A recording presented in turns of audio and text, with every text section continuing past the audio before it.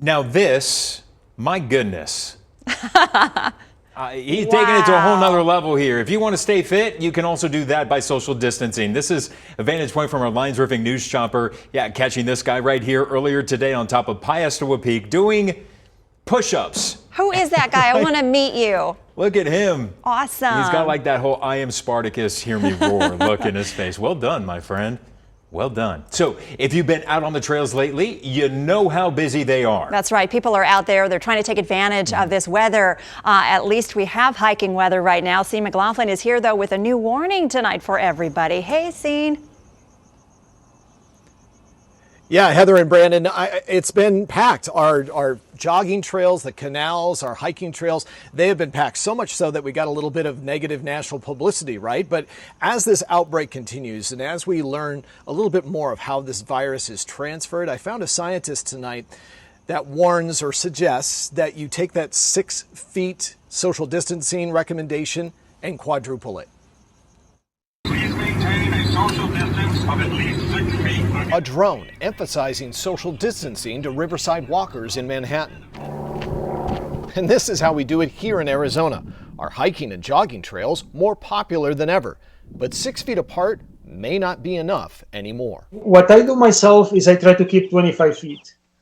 Sometimes 25 feet may be too much, but better safe than sorry. That's Professor Jose Luis Jimenez, a University of Colorado scientist who specializes in aerosol sciences. Now, he's a realist and says the risk for catching COVID-19 is 20 times more likely when you're indoors than outdoors. And people who are jogging or who are singing or who are doing something in which they're breathing more strongly are emitting more viruses. About 20 times more is what the studies are showing. Now, the professor really wants everyone to spread out even farther apart, beyond 6 feet. That's because he wants you to think of the virus as a smoker. Remember, if you walk, jog, or hike by a smoker, you smell that plume of smoke. Now think of that smoke as the virus. It can go everywhere. I've got some baby powder to simulate.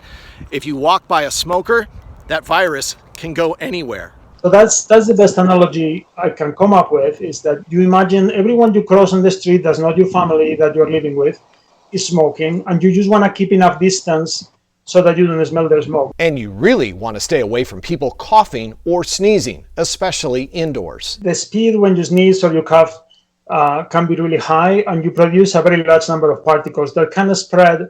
There's a recent study out of MIT that's showing that they can spread 15 meters or 45 feet. So I think we have to find a middle ground, not be terrified, but just keep a little more distance. Yeah, so Professor Jimenez says don't stop exercising is what the professor recommends, but he just wants everyone to be cognizant of the fact that these silent carriers, people that could be in terrific shape, terrific health, they're out there exercising, but yet they still have the virus.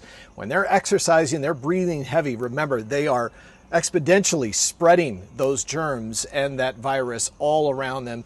He says just be safe, add a little bit more to that 6 feet social distancing.